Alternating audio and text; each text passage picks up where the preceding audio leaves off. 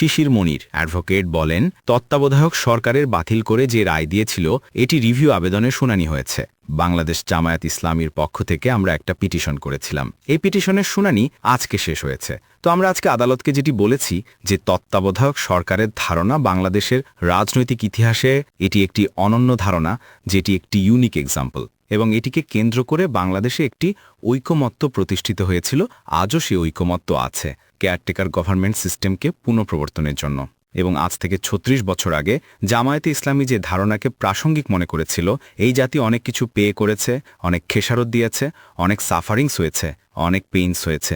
আবার ৩৬ বছর পরে এসে মনে হচ্ছে এই ধারণাটাই বাংলাদেশের গণতন্ত্রের জন্য খুবই উপযুক্ত একটি ধারণার নাম।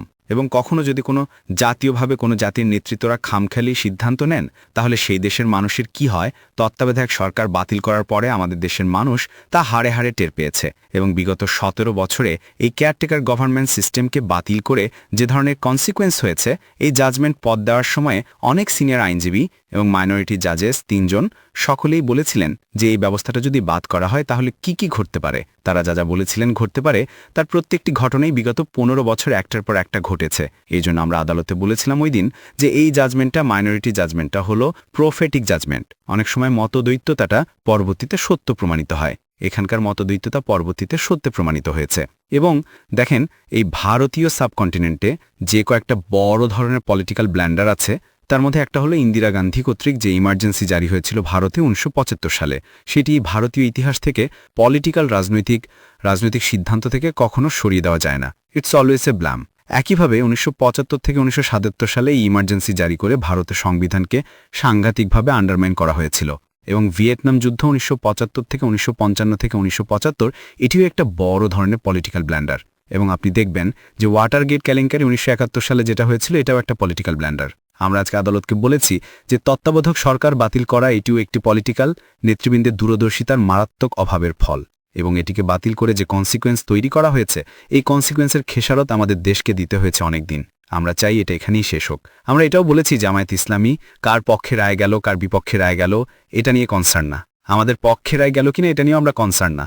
আমাদের বিপক্ষে রায় গেল কিনা এটা নিয়েও আমরা কনসার্ন না। আমরা কনসার্ন হলো কি করে একটা গ্রহণযোগ্য সমাধান বের হয়, সকলেই অন দ্য সেম পেজ থাকতে পারে। এটাই সবচেয়ে বড় কনসার্ন। এই ক্ষেত্রে কেয়ারটেকার গভর্নমেন্ট সিস্টেমে একটা অ্যাকসেপ্টেবল মেকানিজম, যেটা একটা ইউনিক এক্সাম্পল আকারে আমাদের এদেশে বারবার প্রমাণিত হচ্ছে।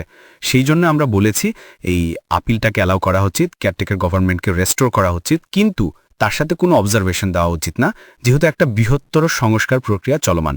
জুলাই চার্টার হয়েছে, আদেশ হবে, গণভোট হবে এবং পরবর্তী পার্লামেন্টে এটি নিয়ে আলোচনা হবে।